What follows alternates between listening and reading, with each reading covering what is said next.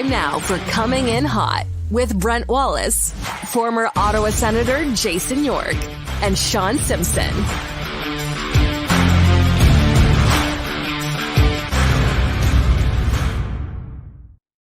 Good morning, everybody. It is Thursday. Welcome to Coming In Hot. Brent Wallace alongside Snipe Show, Jason York, and the pugilist, Sean Simpson.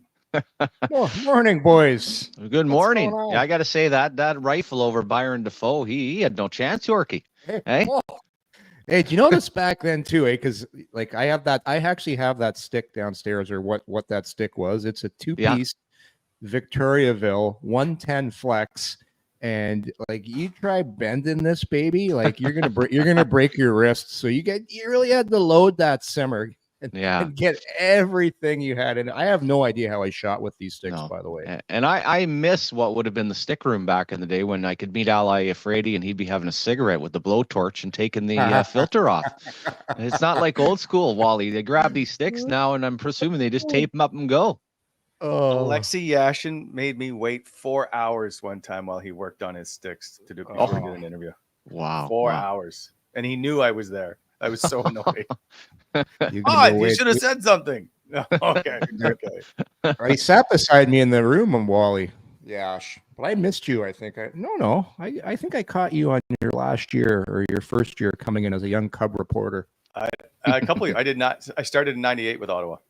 There you go. Yeah. I actually sat beside Yash, and I remember I'm going to make that Wallace wait. That guy is very salty. Yeah, you have Mark Gandler kind of hanging around, seeing what else is going on. Hey, what a nightmare that whole situation was. That was a poor attempt at a Russian accent, by the way. I got to work on that.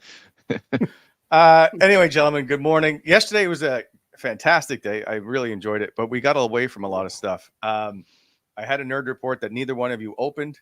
And today my printer won't work, so I don't actually have a nerd report in front of me. So we'll see how this plays out. I do owe you both an apology after yesterday, however. Yes, wow. Yep. Yeah. So I told you guys we're going to do a 2-hour show, and then it got cut to 90 because Yorkie was complaining. So, and then I said they were going to bring food, and they didn't. But just as you guys left, and I was wrapping up all the gear, the Sens generously brought over the food. I don't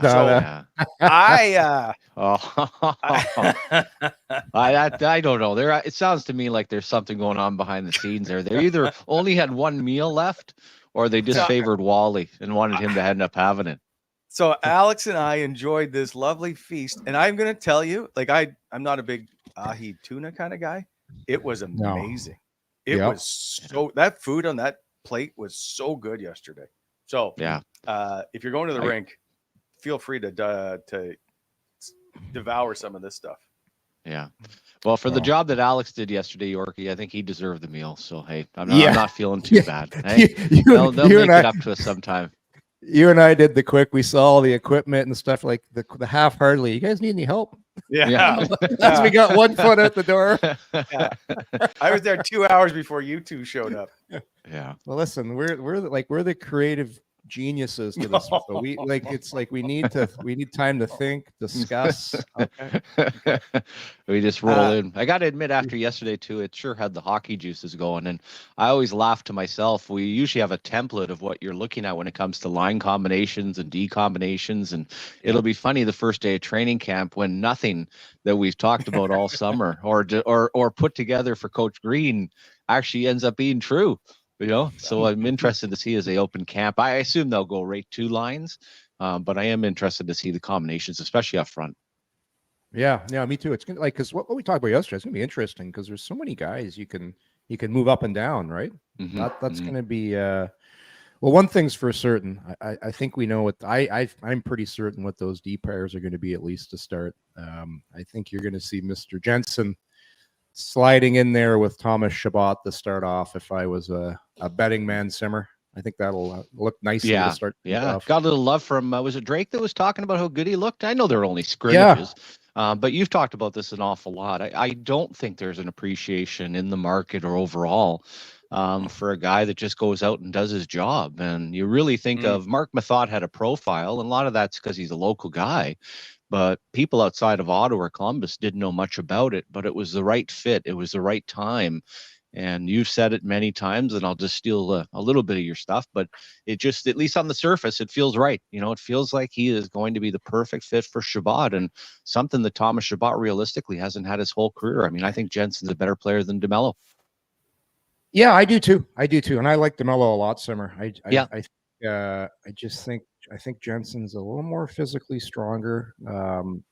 Just a little bit. Not that DeMello's not. I think DeMello is one of those guys that ideally is your 5'6", and you can slide to be a top 4 if need be. But I agree. I think Jensen's just a little bit, gives you a little bit more. And I've always liked this game, Wally. I've been talking about this guy for 2 years, so I'm excited to see him play, because I'm a defense nerd. I love to see those little plays, and it's for people. I'm just telling you, from playing the position, when you have a guy that is reliable, you don't notice him that much, and forwards love it. Forwards love a guy that's going to go back, not screw around, give you the puck on time, on your stick. It's a little thing, but it's so important. Wade Redden made a career of going back and making that first pass. I just think this is going to help this group a lot, Simmer.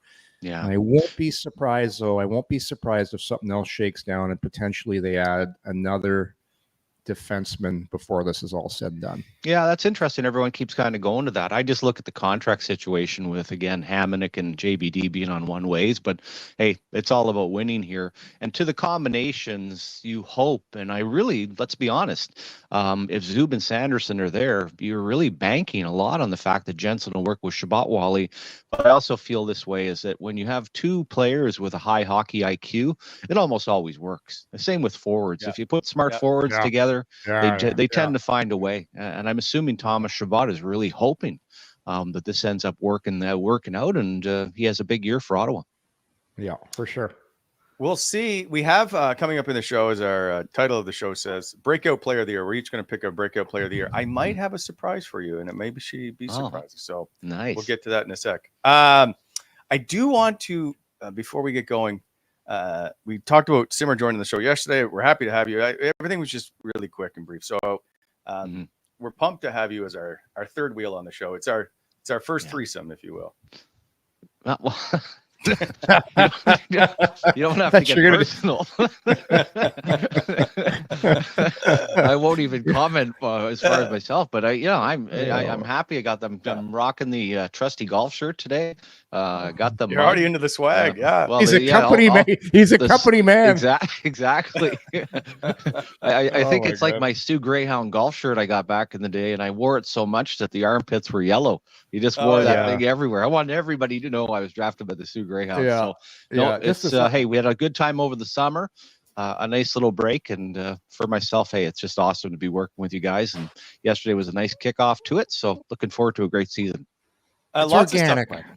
I think organic's the word we're looking for here, Simmer. Right? It's organic. Yeah. Simmer and I, we had a good talk. I gave Simmer a lift back to is it North Vanier, South Vanier? What are we calling it now, Simmer? South Rockcliffe. South Rockcliffe. Yeah, we had a good chat. Well, we got big plans for the show. You don't know about it yet, but there's wheels in motion. There's lots. I don't even. Okay, one thing I'm gonna debut something for us right now in the show that you two have not seen. We're all aware of the Salt Bay guy, right? TJ, I think we have a photo just to remind people of who this guy is. Or not. The salt, there he is. So we all know he's this famous chef who drops the salt down his arm and whatever, okay? So this is Salt Bay. Our good friend Gatineau Greig, as we all know him, decided to do a salt walleye, if you will. Nice. Without further ado, here is the worldwide debut of salt walleye.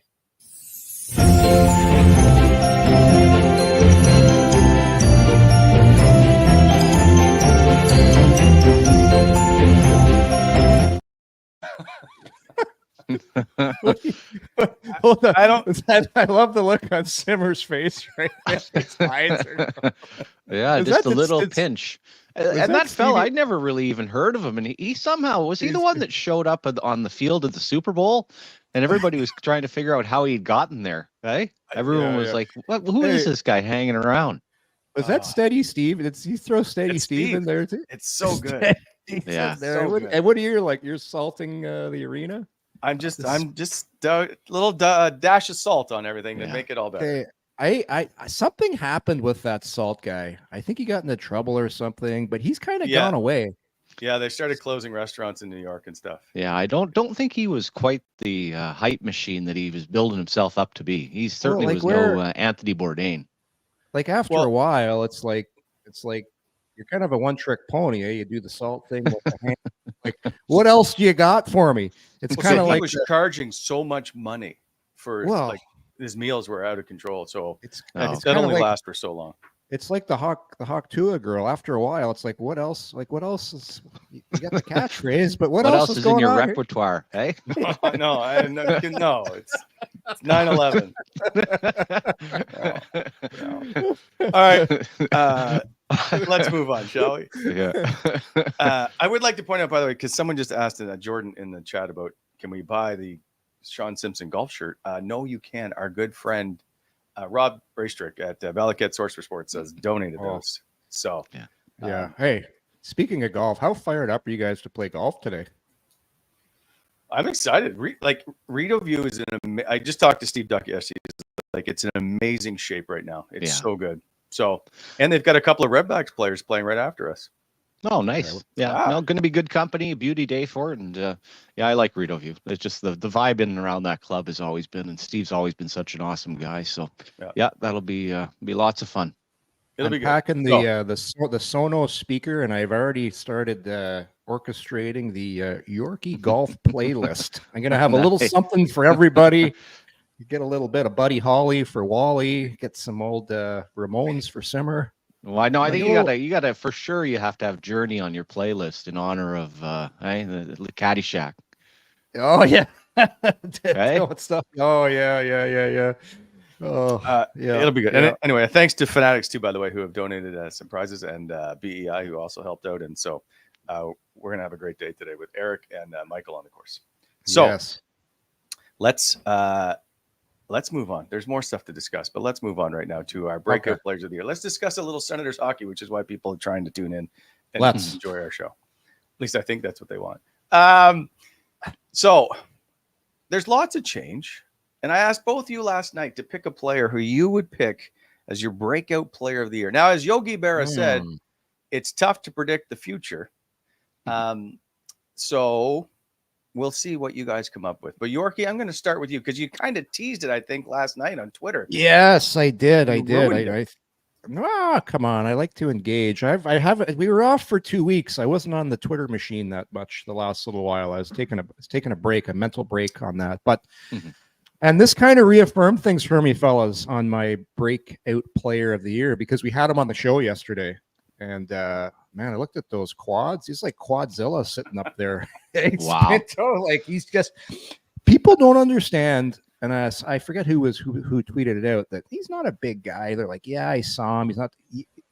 It's today's hockey. Today's hockey player is a little slimmer up top, huge ass and big legs because you got to be quick. You got to be quick today, and you got to be really strong through the core and the legs. And that's what this guy is.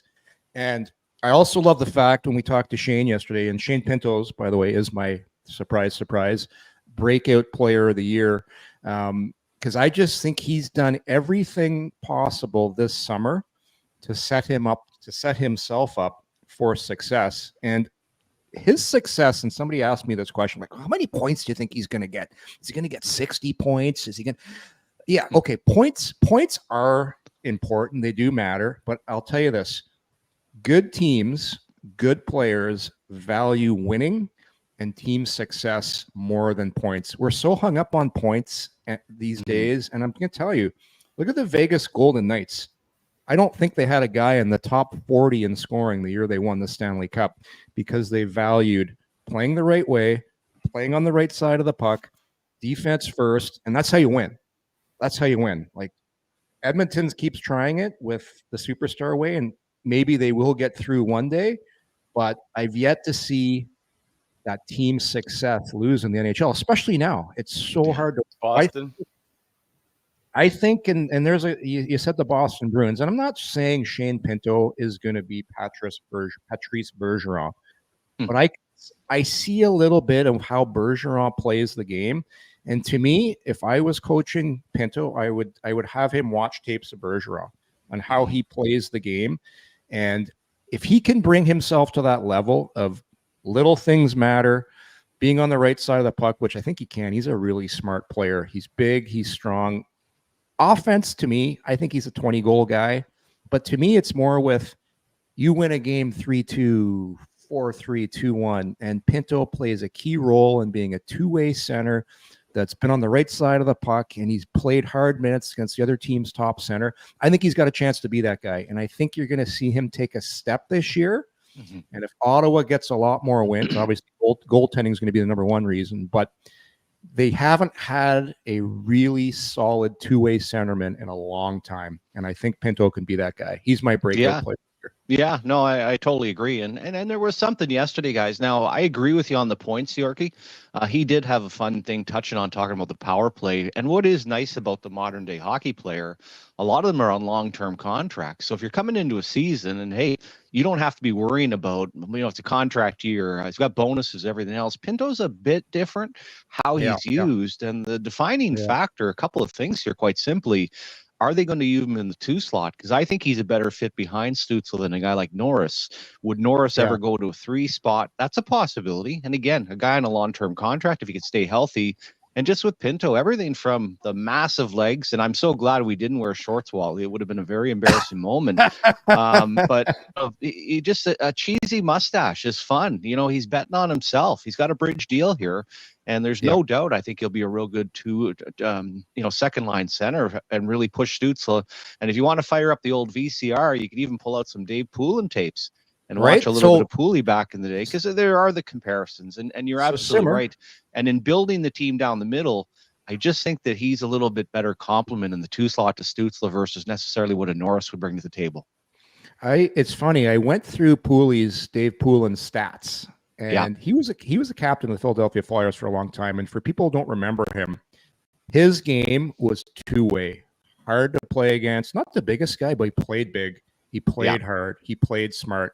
And I can just Selke winner. That's how you win. And Pooley knows that. And before Pooley got the job here, I remember listening to him talk anytime he got a chance. And players aren't stupid. Players aren't stupid. When you're an organization and they like you. And that just gives you more confidence. And I love the fact you roll into town with that stash. It's like I'm gonna and guys in the locker room like this guy. Look when he came back into the lineup last year. So points matter. I think he can be a 20-goal guy. But whether he gets 50 points, 45 or 60, it's more about wins. And if you play the right way, you're going to sacrifice a little bit of offense, and it's going to translate into more wins. The other thing that'll be a motivating factor for guys this year, if you're on Sweden, if you're Swedish, Finnish, American, or Canadian guys, and we saw this real push that year. Thomas Chabot was thinking about possibly the Olympics and really played some terrific hockey to start the year. I've got to think of Shane Pinto, and the United States is a very deep team, but he's had some time with USA Hockey, and that's got to be along with Brady Tkachuk and just about anybody else. Obviously Ullmark, thinking about, hey, that would be a pretty big stepping stone there. And then you set the table if you play in that 4 nations for certainly probably in the prime of his career, along with Brady, of possibly represent the United States at the Olympics. So I think that's a nice little motivating factor for some of these players if they have that opportunity to represent their country.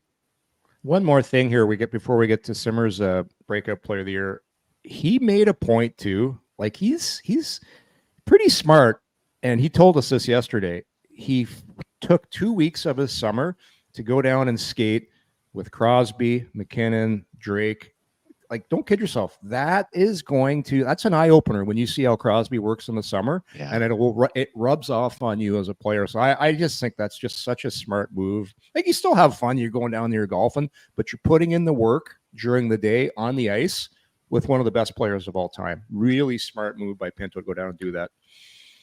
And I forget who runs those, but Pinto did say in the interview that it was the hardest he's done workouts right in the off season of. There you go. or on ice workouts, I should say. So yeah, it'll be interesting to see how he plays. And that whole back that he doesn't look very big, he is solid. You can like he is solid individual. Well, the days of guys coming in with the jacked upper body and the tight chest, and they're over. Chris Neal is my favorite example. He dropped a bunch of weight and extended his career like three years or more. Right? Yeah. He ended up becoming faster, a lot easier to get up the ice. It was a whole different thing for Nealer, who was still tough as nails at the time as well. He just knew he needed to drop the weight up top. Yeah. And Nealer was actually fortunate at the time, guys, because the heavy started going out of the league. So he was able to, and you know how it was in the 80s, Yorkie, when you watch guys, you know, some guys built themselves up only to be a fighter. Everything they focused on was to be a fighter. They never actually improved their game, you know, and that's where it was really nice. And that's where the NHL is a little bit different now. It's that, hey, you know what, you can focus. Well, you need to be a player now. You need to be able to function at least on a fourth line and give your team some minutes. Simmer, I'm going to pull a name out of the hat here that you know. I believe he played in the Washington organization when you were there. I think this guy had the bench press record. I think he could like do 225 like 50 times.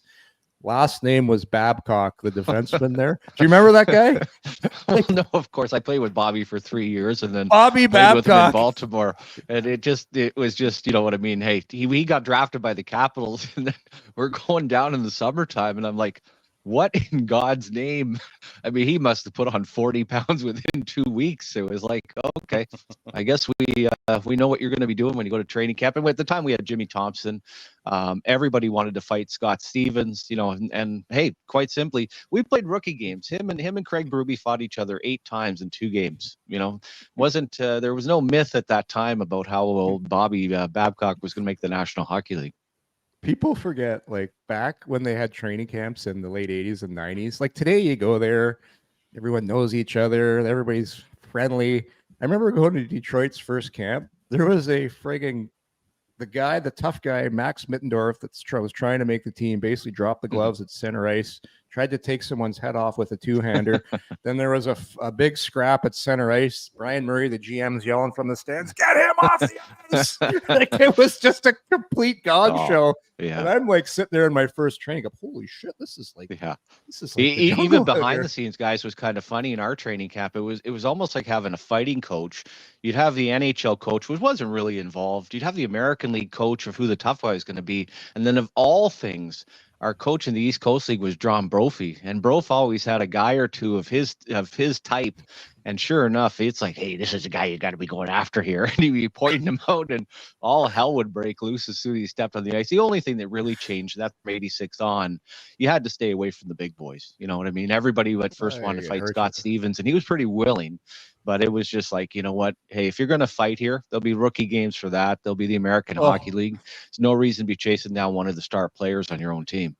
I remember going to play a rookie game in the London Gardens. I think we had 12 fights within the first 10 minutes. Like London Gardens, it's all foggy because it's early September. Yeah. It's so hot in there. And all you're trying to do is survive the game. You just want to get out of there alive. Yeah. Okay. Is story time over? Yeah. We can continue now. Let's go. Until the next story comes up. All right, Yorkie. Oh, sorry, Simmer. Who are you going to take?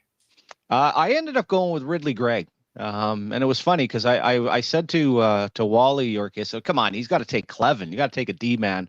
And I'm total agreement with Pinto. But I just look at a player like Ridley Greig, and I think it's underestimated, or for some strange reason, I don't know if it's because he's so quiet or that people focus so much on him kind of being a rat. You could almost take the comparison with, say, a Brendan Gallagher. You have to remember in his junior career and at the World Junior, he was one of Canada's best players. And there's an offensive game there that when given the opportunity, I just think we're going to see a lot more of it. And I think as he gets more and more comfortable in the locker room, he's more comfortable that, hey, I'm an everyday NHL player. He's a guy that I could see really doing some nice things. Point totals, I wouldn't even be surprised this year, guys, based on the top 6 and top 9 that Otto puts on the ice. To see end up being a 20-goal scorer. So I think we'll see the feisty side. I think, you'll be the quiet assassin.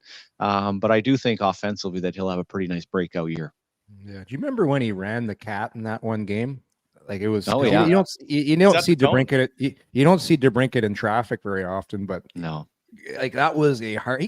I believe he got a penalty for it. It was an absolute clean hit on the play, and he just launched him for a little guy. And not that Greig's wiry, he's wiry, but he hits hard. I like that pick, Simmer. What do you think? Left wing or center though? Where do you see him? Well, yeah, I don't see with the way things are setting up, and again, I guess this is a decision on Norris. My gut feeling is that they're ending up going Stützle, Pinto, Norris, Pinto, whatever ends up being. Who's the fourth line center? I know Cousins has played a little bit, but they end up finding something like that. What he won't be is on the fourth line. So I'm guessing that initially, and I'll be honest as well, not that you're going to slide Pinto to the wing, but I think you start to worry about your size down the middle if all of a sudden you're going with a Stützle, going with a Greig, going with some other things. So yeah, I think he'll be a nice effective winger for one of those centermen, do a lot of the dirty work. And at the same time, as I said, I think people have to realize that there's a lot of unrealized offensive potential in this young player. And we were chatting the other day about Wally, about guys, how the centers have become harder to play against. And we rattled off the guys like Gregor is going to be a guy that puts pressure on you. Amadio plays pretty hard. Obviously, some of the other recent signings as well that they made. But we forget about Ridley Greig. Like he's a guy he's going to be tough to play against. Yeah, and I remember the compliment from the World Junior, and you could certainly make the debate on other players. Canada had some good ones in that summer World Junior, but when he ended up getting hurt and missing whatever segment of the medal round, he got the ultimate compliment from Dave Cameron. Dave Cameron quite simply said, "Hey, he's our best player." And that was with McTavish having a monster tournament, some other guys that were there. And, to me, Dave Cameron didn't need to send that message out for any particular purpose, but he was a Swiss Army knife, could use him in any situation and just a real effective player. And I do put a lot into that. It was a Summer World Junior, a little bit of a different tournament, but there was nothing better back in the day than scouting the World Junior to see how players matched up for the most part. And we've seen a Colin White in the past who was a good World Junior player, but for the most part, it's a real nice measuring stick. If you're one of the top players of your peer group, pretty good chance you're going to go on to have a real nice NHL career as well. Yeah. I thought the same thing of Batherson at the World Juniors. I felt like he emerged there, right? And people looked at him as a fourth round pick and not a first round and all, but he was very, very good, I thought, at the World Juniors. Yeah. Ridley Greig, by the way, 13 goals last year, 26 points. Very respectable numbers, I thought. And really, I know he played 20 games the year before, but he's just done a really tidy job. A +10 on a team that's not very good defensively. He's done a lot of good things, right? Yeah. And obviously the lottery picks, I still put a lot into it. Drafting Brady Tkachuk, imagine you got a guy like Zadina that's not even playing now, grabbing Stützle and grabbing Sanderson. But for a team that has obviously in the last few years here had some misses, the two guys that we just talked about where they were picked are absolutely gold. Where Ridley Greig and a Shane Pinto were picked by the Ottawa Senators. Boy, oh boy, that means an awful lot as far as the depth and not just being, that top 4 or 5 guys here. You grabbed a couple and you mentioned Batherson as well. I mean, those are just absolutely steals as far as. We lose Simmer. What happened to Simmer? Right. I think the Wi-Fi is cutting a little bit.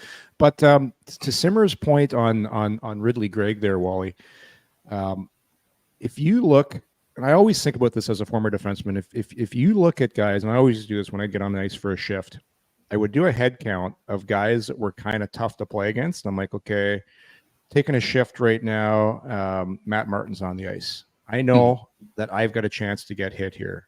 I'm playing against, even back in the day when I was playing against Wendell Clark.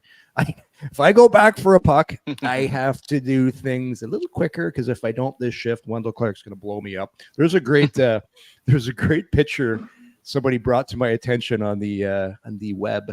I'm going back for a puck, and Ron Tugnut's playing the puck, and I'm getting just destroyed from behind by Wendell Clark, and I'm going head first into Tugger, and we're like 2 bowling pins that are getting knocked over. It's a great pick if you're Wendell Clark, not so much if you're me, but I just think the Senators have done a nice job of adding more guys to complement what they already had, which wasn't a lot of guys that are really, you got to be aware when they're on the ice because they're going to come and they're going to hit you. I was just trying to I think I have it somewhere. Who do you got? Who's your guy, Wally? Okay, so I'm gonna ask for some help here. I've got 4. Wow. You're not allowed to take 4. No, I know. Yeah. And so I was gonna start with Thomas Chabot, to be honest with you. I really think Thomas Chabot's going to have a fantastic year. And I think the team, it's important that he does for this team to have success without putting pressure on him. But I just really think Thomas Chabot's year is key here. But then you look back at some of the young guys that you think are going to make a move here. And so I thought Max Gannett, if you're not paying attention to Steve Stais, you're missing out. Because Steve Stais has mentioned his name almost every chance about the blue line. And I think he is going to have an opportunity. Again, Simmer, you brought it up. The contracts are an issue. Yeah. I think he is going to push for a spot. There's something about Max Gannett that looks really good, and I think they're excited to see what he might be able to do. Will it be at the beginning of the year? Probably not. So there's one. Is Max Gannett your breakout player of the year? No. So I'm getting to it. He's gone through two. It won't be till the fourth one. Yeah. So then I had Tyler Clevin, because you didn't. I thought Yorkie, you might take the D guy. Tyler Clevin is obviously one, but we're all expecting Tyler Clevin to have a really strong year, right? Are you though, or is this your breakout player of the year? As Yorkie, as I pointed out, I'm going through the list until I get to the breakout player of the year. So Tyler Clevin's a good, right? You can see him. He's going to I think he'll have a big year. We expect big things as a regular this year. I don't see it. I don't see another option for them right now. I think he's the guy. So then it's down to two for me. Angus Crookshank, while he's not penciled in on our roster anywhere, he looked really good. I think he's got really good potential. Like, he's led Belleville in goal scoring each of the last 2 years. He's put up very solid numbers in the A. He plays with some jam. He's going to be an RFA. He's got to prove himself a little, right? Obviously, he's had some injuries. He's battled back. He's good. We're going to see him at some point. He's good. Okay, you're going with the Colonel. Who's the Colonel? Colonel Angus. No, that's number 3, Yorkie. Do you not know how to count? Okay, well, who's number 4? You said you're the smartest guy in hockey. Well, you're playing this up. He's pulling one of these clips where at the end of the year he can go back to. He's gone through the whole team. See, now you say, "Hey, remember when Wally said this will be the breakthrough player?" Yeah. He's got tape of all 23 guys on the roster. I've never seen such a build up to a simple question. It's for the fans. Yeah. So, in at number 1 on Wally's breakout player of the year list, Zack Ostapchuk. Zack Ostapchuk. Wow. Okay, explain yourself. So love his game, good size. I think he is a guy that's going to end up on a 4th line spot for a lot of games. Is it going to be at the beginning? No. There's some contract stuff they got to sort out, but I think he is deserving of a spot to be on that 4th line. And I think we're going to see by the end of the year big things from Zack Ostapchuk. Yeah, interesting going through each of the individuals, and I do put a lot of stock guys in when we put up our 12 forwards. Everyone, including McEwen, has a one-way contract, but there is room for somebody else. And is that end up being Ostapchuk? Do you end up going with Crookshank and trying that? Then you'd end up with 13 forwards, and then what do you do on the back end? Well, the one thing I'll say, and when you have a change in regime, not that they're not loyal, not that they don't like players, but in the case of, and I feel like there's a lot of respect and a lot of loyalty to Hamonic, not to mention a no movement clause. But in the case of JBD, if all of a sudden in training camp, Gannett ends up stepping up and playing good and looking good with a guy like Clevin, I don't think there'll be a hesitation to either start with 8D or end up waiving somebody to do that. So I think when you're accommodating this roster, the only question I always go back to when I talk about a guy like Ostapchuk is quite simply, hey, is he better to go to the American Hockey League, at least for half the year, or at least 30 games, get some offensive stats, grow a little bit, and then you end up sliding him in, not to mention opportunity that'll come. Because when I look at his career, Wally, and I think you're absolutely right, he's one of those guys when I'm building duos that I think can move up and down my lineup anywhere, can complement some of the higher skilled players on your lineup versus just being a 4th line player. So, yeah, I think all those guys are an opportunity. Quite simply is, what's the philosophy of the organization going to be, Yorkie, as far as, keeping the roster and, with the ability or willingness to end up waiving a one-way contract if you ended up having to do that and send them to Belleville? So just, I want to point out, Simmer, because you had said McEwen didn't have a one-way. He does have 2 more years left on a one-way deal. No, he did say he had a one-way. He's on a one-way. No, that's what I meant. Yeah, and I'm just saying the loyalty factor of, and yes, he's a guy that, I don't think really, I didn't know what to expect coming in last year, but when you look at what they brought in, when you bring in a Cousins, you bring in a Gregor, those are your guys. So to me, they are going to be, if healthy, making up. Basically, you've got your top 9 with Perron sliding in, so you've got 11 right there. There's only one spot left at the end of the day, and the opportunity, I think, as you said, with a Crookshank or with an Ostapchuk, would probably be in that slot that McEwen's going to be filling. And also, do you want to have that size of Ostapchuk down the middle? There's certainly something to be said for that, because they are not the biggest group down the middle right now. No, and they wanted it from Mark Kastelik, who didn't give it to them enough, right? He had great size. He just didn't do it. And I think Zach at 6'3" can fill that spot. And the one thing about Zach McEwen, that is, on the wing, he's there because he's got a one-way contract. I don't know how that's going to play out. We saw him get put on waivers last year and get sent down. So there may be a spot there as well. So, but as of right now, we just give him the respect because he does have the one-way contract. Yeah, for sure. That's a great list, Wally. I really like Crookshank as a player. I thought he did a lot of good things last year. I just think he's going to be in tough. I think there's an identity that this team wants to portray on their bottom line, and it's fast, it's big, it's hard to play against. To me, he's not a fit for what you're looking for in that fourth. Ostapchuk is, man, he is an inch. I'm looking at his games played in the minors right now. Yeah. And he's only played 69 games in the AHL. So for me, I agree. If it's going to be his time, it's probably going to be later in the season. I think he needs to go down there and marinate for a while and just be a pro hockey player for a full year and grind it out and dominate in the minors. Yeah. I agree with you. But the only thing I was going to say is that we always see somebody emerge a little, right? Every year there's like one guy, and I wouldn't be shocked if outside the bubble becomes Zack Ostapchuk. And you got a fresh slate, guys. You do have a whole new set of eyes. You got coaches coming in that, hey, let's not kid ourselves. I mean, contracts are contracts, but that's more about the big boys. I don't think with this group, and I know for a fact, hey, they're here to win. The mandate right now, both from a hockey and the business side, is to get off to a good start here. So I don't think there'll be a hesitation do you want to be patient? For sure. But when you're looking at situations, and if guys have not crossed the threshold where you feel comfortable with them being an everyday player, I think come opening night, Yorkie, we're going to see the best 18-2 versus necessarily, this guy's on a one-way and he gets an opportunity. No, they want to get a good start. And if somebody emerges in training camp like that, I think it'll be really hard pressed to end up sending them down. Yeah, I think if they didn't make that Cousins move, Ostapchuk's on potentially starting the year with Ottawa, but because they made that move, I think your fourth line's pretty well set, unless it's something. But it's so tough, and this used to tick me off with training camp. It's not real. Like the games aren't real. It like for NHL players, you're trying to get yourself ready for the season, and it's almost like you want to get preseason done with, get your reps in. And obviously you're not going to float through it. And that's not going to happen with this group. It's not going to happen to the Travis Green's watch, but you'll see players, especially younger players, and it's almost like a mirage because you're evaluating them based on exhibition play against the other team's players that aren't really NHL players. And then they get to the regular season like, oh yeah, he can't play yet. He needs to go back in the minors. So it's so many teams make huge mistakes in the preseason by overvaluing what they see because it's not real. Yeah. It's almost getting not quite to where the NFL's at, but I remember last year I jumped the gun on Tarasenko.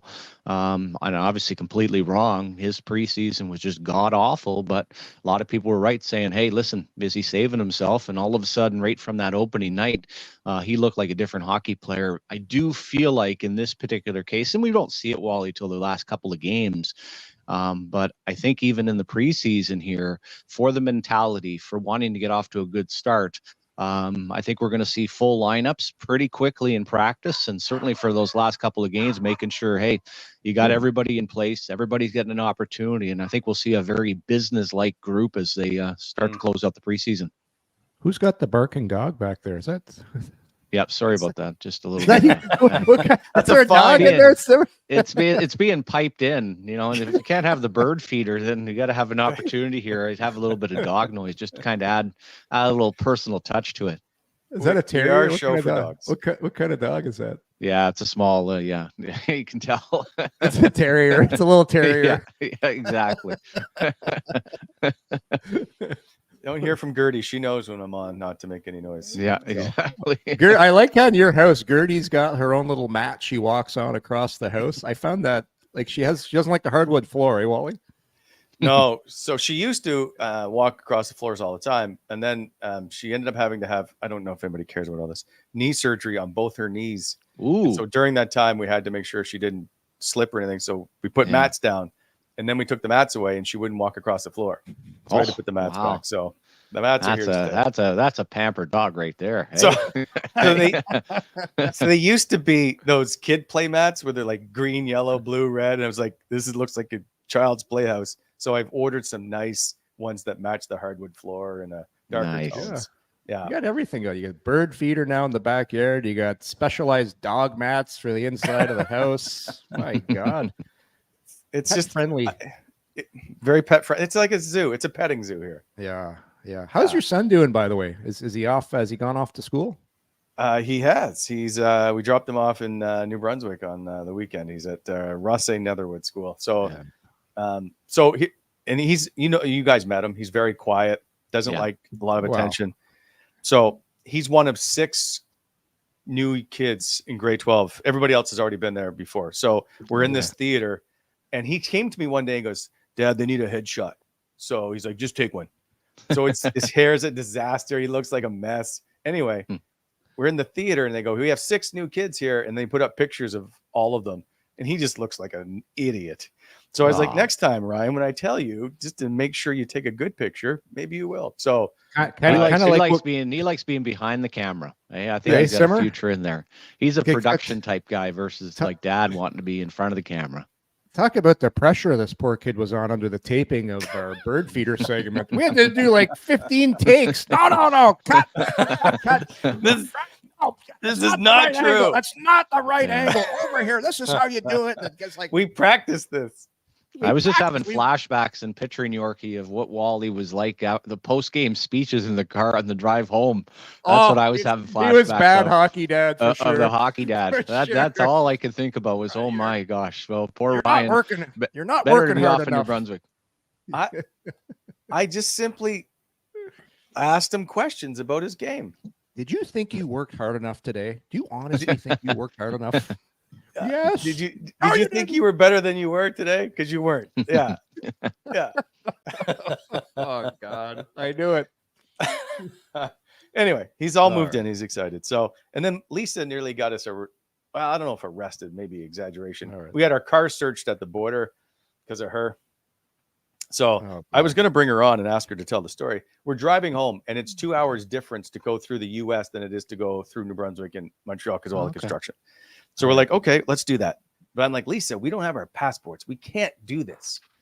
And she's like, no, I saw it on Facebook, like a mom's page where you can go across if you have an enhanced driver's license. So I'm like, okay, show up to the border. Lady's like, where's your passports? I'm like, we don't have them.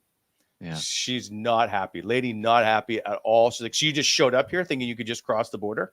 I was like, well, no, we're prepared to turn around, but I didn't have anybody to ask. It's 6 a.m.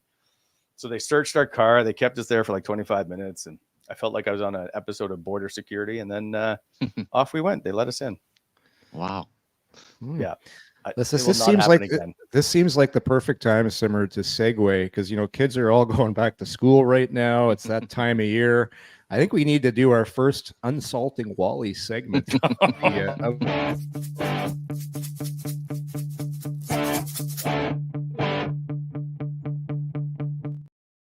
Why do I let you do this? Well, we're going to do something. We're going to do this a little bit interactive here, fellas. We're going to get a Twitter poll going on this one. I think producer Brett's going to get something on and something up in the chat as well. I think this is a little more for our older listeners, though, that can. I think I tweeted something about this about three weeks ago. Somebody sent, I think it was our friends at Faces Magazine, and they asked, they asked what you would think you would see at a mall, and I tweeted out, I picture Simmer cruising through the Bayshore Mall with a pair of cougar boots on, the hair feathered back, maybe some painter pants on, the big thick mesh shirt. I could see that. So anyways, the poll question today, and we all know when Wally was going back, was it New Brunswick High you went to? Was that your high school? Fredericton Beach. Freddie Beach High. For sure, you had a pair of penny loafers on. I could see you as a penny loafer guy. You put the penny in there. But I didn't like loafers, but okay. When you were, so people, if you can go back in time and think about what you were rocking when you went back to school, would it be, would it be Simmer with the cougar boots? Or would it be a pair of moon boots? Or potentially a pair of Doc Martens? Or were you the cool guy with the Kodiak steel toe boots? So you can weigh in on X on Twitter and put your vote in. Personally, I gotta say, from the cougar boots side, you had everything down, and there's no doubt the feathered, when I actually had hair, you would have the jean jacket, you would have the hockey coat, you'd have the pants, and then I think just a regular t-shirt, but you had to have the Kodiak boots. Like, that was such a big deal. Anything that was a knockoff, like a cougar boot or something else, you weren't going to be cool. So that wasn't going to work. Had to tuck the old jeans in. And for anybody back in the day that understood, they were terrific for bunking, which I'm assuming the modern day person doesn't know what bunking is. But if you had a good pair of Kodiak boots, you get right behind that old OC Transpo bus, and you just give her a nice little ride there while you're sucking in the fumes of the gas. Hey, Yorkie, that's what the Kodiak boots are for. Bunking is a lost art, and that is when you hook onto the kids bumper nowadays and would be like, come on, hey, go for a ride. Imagine parents seeing their kid bunking behind the OC Transpo. They would lose their mind. You'd probably get arrested as well. You'd be arrested. Oh God, bunking. You ever do a little bunking in Freddie Beach, Wally? No, Yorkie, I didn't. Not with the wingtips. Was it wingtips you wore or penny loafers? No, I was just a dress shoe with just the lacers. Like, I didn't like the wingtip front. I just plain and simple. Why do you gotta make it worse than and uglier than it is? I like the old cougar boot with the red tongue out. I think I was a duck boot kind of guy. Oh God. That's the New England influence right there. Right? Yeah. I think I was a duck. I'm pretty sure I had duck. I had Kodiaks for sure, but not those specialized cougar boots. There's no way you had a steel toe boot. No way. I worked at Canadian Tire. Oh. So I had my foot crushed working at Canadian Tire, so I had to end up always wearing steel toe boots. Oh, okay. Well, I'm missing a toenail because of it. Okay. Anyways, get your check it out online there. And Simmer loves a good poll. Usually post a daily poll. Oh yeah, always fun to come up with something, just a little interaction, keep myself busy, and I enjoy that with the people as well. We're way late to our sponsor reads. I would just like to get them in before we close the show. All right. Brett, as always, fire up the Bet365, please. As this show proudly presented by Bet365, proud partner of Coming In Hot. Open an account with Bet365 today and bet on a huge range of markets. So whatever the sport, whatever the moment, it's never ordinary at Bet365. Use code DAILY365. Must be 19 years of age or older. Please play responsibly. You can get in right now in the futures and bet who you think the Stanley Cup winner is. Ottawa, in the middle of the pack, actually, not that far down. I think they're plus 4,000 at the moment. Edmonton still number one. And our good friends at BEI, who've been here since day one, Bonisher Excavating Incorporated. They're great if you want to spruce up that house here, get some nice curb appeal going. BEI can also help with paving your driveway, as well as aggregate and topsoil sales. Plus, BEI also does equipment rentals. You can call them at 613-432-1120. or online at bonisherexcavating.com. BEI is always helping to shape the Ottawa Valley. And back to school, fellas. So you got to slow down in those construction. Remember that. Yes, absolutely. Can we bring up the bird feeder for one last time, please? Because absolutely. I think you guys have lied to me about this thing, and I'm not any Palmer. Okay, first of all, it's been a week at least. One day, birds found the bird feeder. I've had bunnies, I've had some chipmunks and squirrels. Oh, the bird. This is the bird. These are the birds. Someone said they're the wrong birds, so apparently I got the wrong bird seed because it's all aflutter with these birds, and it's the wrong ones. This is like what? Why did you guys tell me this was going to be good for me? Yeah, I'm not sure about the area, but I guess this is actually going the reverse, Yorkie. This is increasing Wally's anxiety versus having him relaxed. And I remember when you put ours in, it was just right away. They were coming in droves and threes, and you just sit back. It was all day. I had to keep filling the thing up. So I really don't know. And I don't know if we have any bird experts that are out there. Maybe we have to go in and visit our people on Bank Street, Yorkie, and find out what Wally's doing. What is wrong with this? Is it the setup or is it the food itself? I bought premium bird seed. Yeah. I want to get a, do you have like a live cam of you got a really nice porch off the back of your house. Like how much bird poop is going to be on that porch of yours? That's crazy. How many, those are ugly bird. What are those? I don't know. Like mini I've heard grackle used a lot. Yeah. Grackles. One thing I will say about the birds, though, there are different types that for some reason want to take the food out of the feeder and appear to want to eat it off the ground. That was fairly common with us. I think we had some doves that came in, if I'm not mistaken, some type of, and that ended up being. So yeah, we're gonna have to get to the bottom of this and find out. And if you go online, anybody, there's bird feeders all over the world. You can just turn on for some live TV. So maybe you have to use that as a substitute, Wally. End up just having a little bit of background noise there and just feel the tranquility of a properly used bird feeder. The next video is the bird feeder being thrown viciously into the recycling bin. Oh, no. Don't come. Hey, this is it. I've had it. Yeah. I just can't wait to see the bird poop all over everywhere. Just that nice stack that's so clean. There's going to be the little white spots everywhere. All right, gentlemen. By the way, it was Yogi Berra who said the future ain't what it used to be. So when we're picking our breakout players of the year, we'll keep that in mind. Until next time, we need to get to the golf course, which is our good friends at Rideau View. So to Eric and to Michael, we'll see you there. And enjoy, everybody. This afternoon, we'll be live tweeting probably a lot from the golf course. So you'll want to tune in to see what nonsense is happening with Yorkie and his speaker. Got to get the playlist. I'm just about done the playlist, fellow. I'll have it ready for tee off. Yeah. Better be some Def Leppard. Some Def Leppard. Yeah. Might have to go, pour some sugar on me. Yeah, it might be a little Def Leppard. You could throw in Iron Maiden, Blue Oyster Cult, little Van Halen. Almost like it's like a prize fight here. It's like you're in the dressing room, Yorkie. You're getting ready to go for the big match. Hey? The key to a good golf mix is you got to start it off slow and you got to kind of build up. You don't want to go hard right away with your Def Leppard. You got to build up to that. Good point. You better start with like Paradise City by Guns N' Roses. Again, that's a little too early.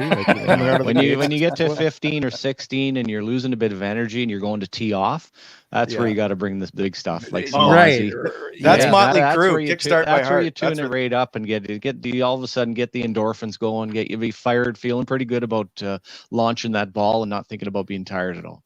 When I used to run 200K a day, I would use Kickstart My Heart by Motley Crue around mile 180. Uh-huh. Yeah. So have that one ready. Anyway, boys, we'll see you this afternoon. Thanks, everybody. We'll see you on Monday back here and Coming In Hot. All right. Cheers, Ottawa.